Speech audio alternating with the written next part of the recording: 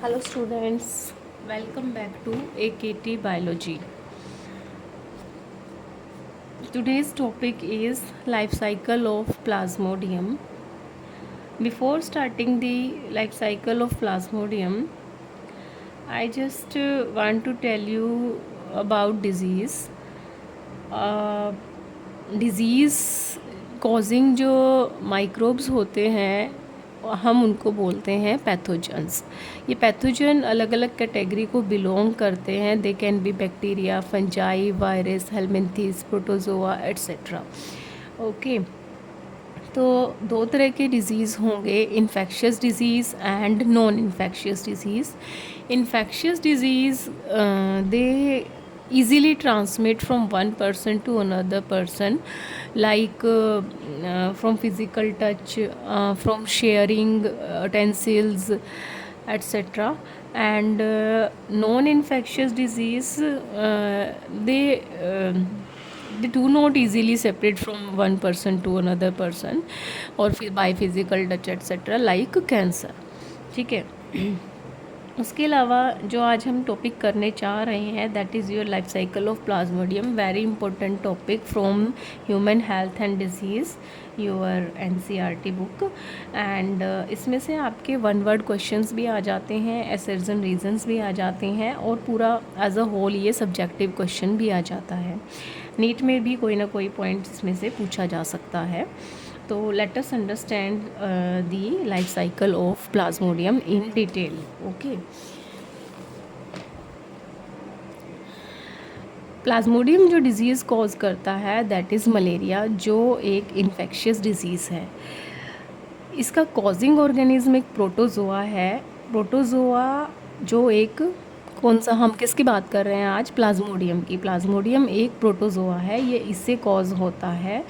And protozoa कौन सी category है microbes की, they are they single cell eukaryotic organisms. Plasmodium की अलग अलग स्पीशीज़ हैं जो मलेरिया कॉज करती हैं, plasmodium vivax, plasmodium malariae and plasmodium falciparum. इन सभी में से इन सभी में से जो प्लाज्मोडियम फाल्सीपारम है the most malignant one. And अगर इससे मलेरिया हो जाता है ह्यूमन को, it can be fatal also. Most violent form है, ये भी पूछा जा सकता है, मोस्ट वायलेंट फॉर्म कौन सी है, प्लाज्मोडियम फाल्सीपारम। ज़्यादातर लोग कॉमन जो मैन हैं they think that malaria is caused by mosquito bite. Do you think so mosquito is responsible for malaria? No, it is plasmodium. Plasmodium is responsible for malaria, not mosquito. Mosquito just separate it. मच्छर सिर्फ malaria को फैलाता है, लेकिन causing organism जो है वो है प्लाज्मोडियम। वो कैसे करते हैं? प्लाज्मोडियम जो है वो इन्फेक्ट करेगा फीमेल एनोफिलीज मॉस्किटोज़ को। ये भी आपको याद रखना है, मॉस्किटो कौन सा होता है मलेरिया फैलाने के लिए, female anopheles mosquitoes.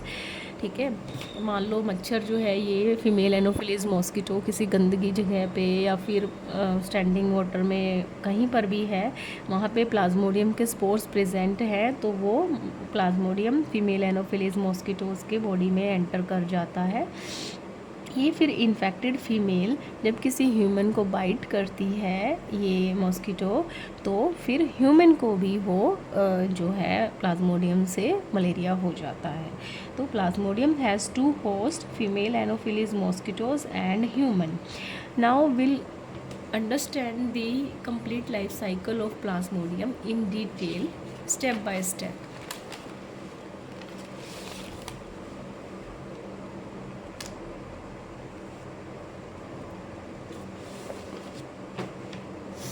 Okay, number 1, जैसे मैंने बोला है कि फ़ीमेल एनोफिलीज मॉस्किटो की बाइट से होता है ये स्टार्ट। ठीक है, एक नॉर्मल ये हेल्दी ह्यूमन है, इतना अच्छा ड्रो नहीं हुआ है, बट सपोज़ कि ये हेल्दी ह्यूमन है, ओके, और इसको फ़ीमेल एनोफिलीज मॉस्किटो ने बाइट किया है जो इन्फेक्टेड है।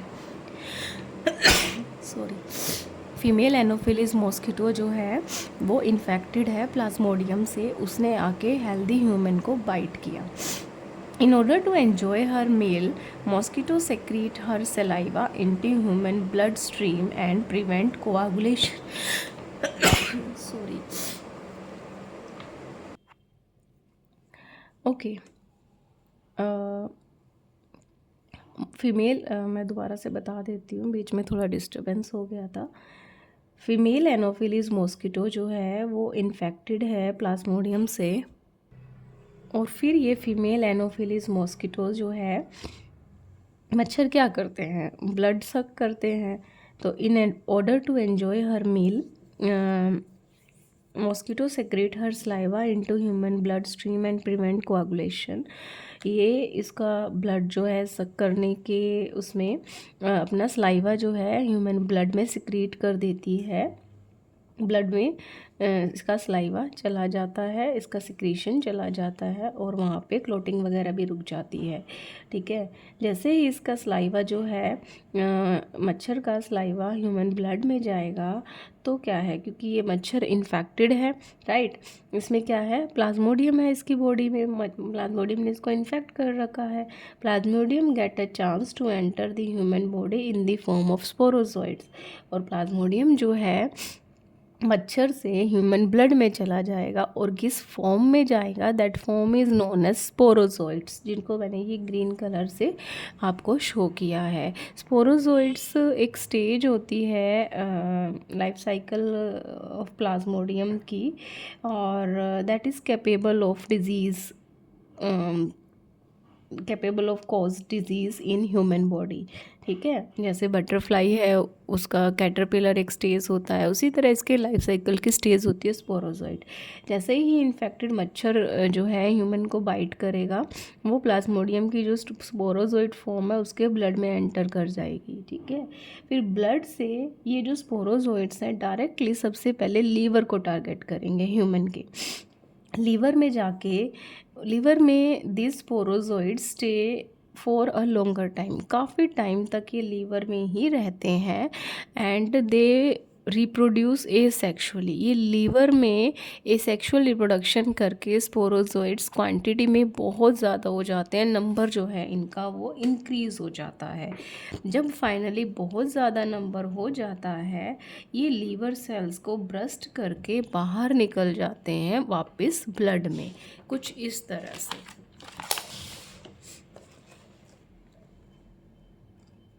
आई होप आपको दिखाई दे रहा है कि लीवर में जब इन स्पोरोजोइड्स का नंबर बहुत ज़्यादा हो गया, इन्होंने लीवर सेल्स को ब्रस्ट किया और बाहर ब्लड में रिलीज़ हो गए।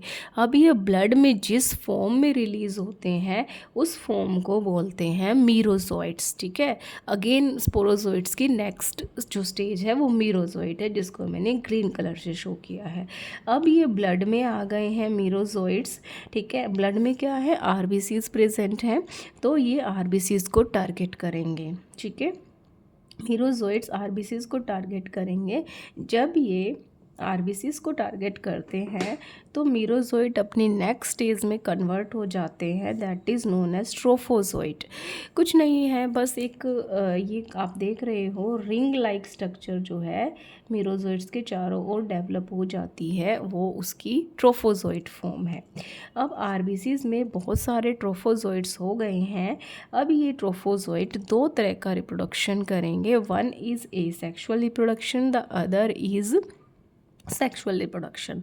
एसेक्सुअल जो रिप्रोडक्शन ये करेंगे ट्रोफोजोइड, उसके through they convert back into merozoite form. ठीक है, मतलब अपनी अगेन ये मीरोजोइड अपनी वापस बैक वाली स्टेज जो है इसकी पुरानी जो फॉर्म है मीरोजोइड, उसमें कन्वर्ट हो जाएंगे with in the RBCs. RBCs में वो वापस एसेक्सुअल रिप्रोडक्शन करके मीरोजोइड में कन्वर्ट हो रहे हैं। ठीक है, और जब वो मीरोजोइड में बहुत सारे, क्योंकि ये सेक्सुअल रिप्रोडक्शन से नंबर बढ़ता है, ठीक है, तो बहुत सारे आरबीसीज में मीरोजोइड्स इतने हो जाते हैं कि दे ब्रस्ट आरबीसीज। जब वो आरबीसीज को ब्रस्ट करके बाहर निकलते हैं तो एक टॉक्सिक सब्सटेंस रिलीज़ होता है जिसको हम बोलते हैं हीमोजोइन। ये जो हीमोजोइन है is responsible for the chill and high fever for 3 to 4 days। जो मलेरिया का पेशेंट है उसमें 3 to 4 डेज़ वो चिल और हाई फीवर जो है वो इसके रिलीज़ होने से ही होता है। ये भी 1 वर्ड में पूछा जाता है, दैट इज़ हीमोजोइन। जब मीरोजोइट आरबीसीज में एसेक्सुअली कंटिन्यूसली रिप्रोडक्शन करते हैं तब उनकी ब्रस्टिंग से ये रिलीज़ होता है और is responsible for the malarial symptoms, that is chill and high fever for 3 to 4 days. अब जो बाकी के ट्रोफोजोइड्स हैं, जैसे मैंने कहा कुछ तो मीरोजोइड फॉर्म में कन्वर्ट हो गए, कुछ जो हैं वो सेक्सुअली प्रोडक्शन करेंगे, they will convert into male and female gametophyte.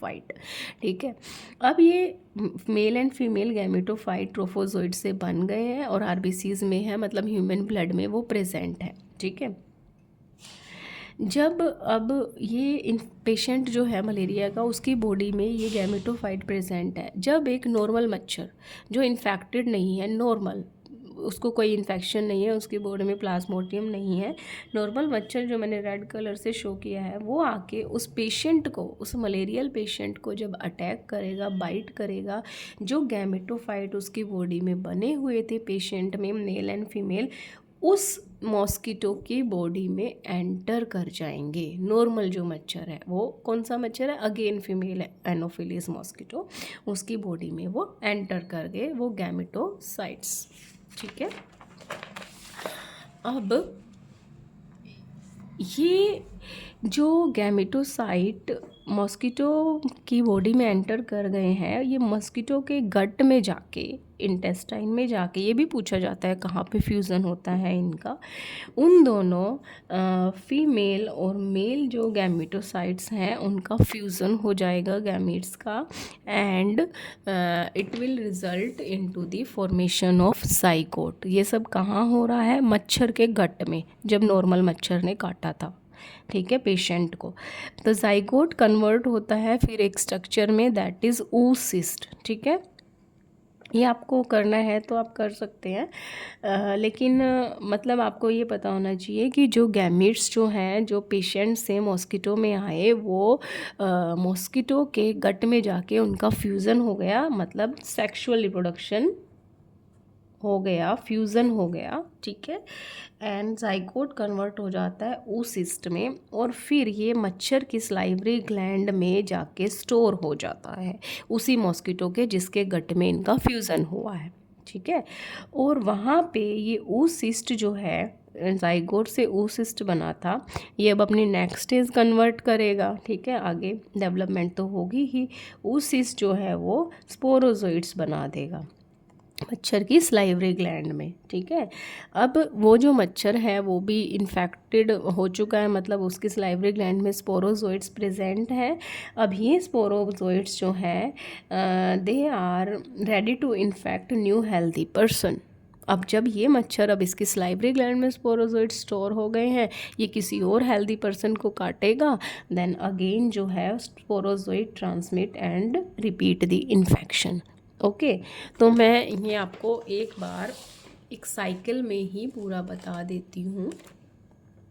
सबसे पहले क्या हुआ था, इन्फेक्टेड फीमेल एनोफिलीज मॉस्किटोज़ आई थी, जिसकी बॉडी के अंदर प्लाज्मोडियम था, मच्छर की बॉडी के अंदर। उस मच्छर ने ह्यूमन को बाइट किया फर्स्ट।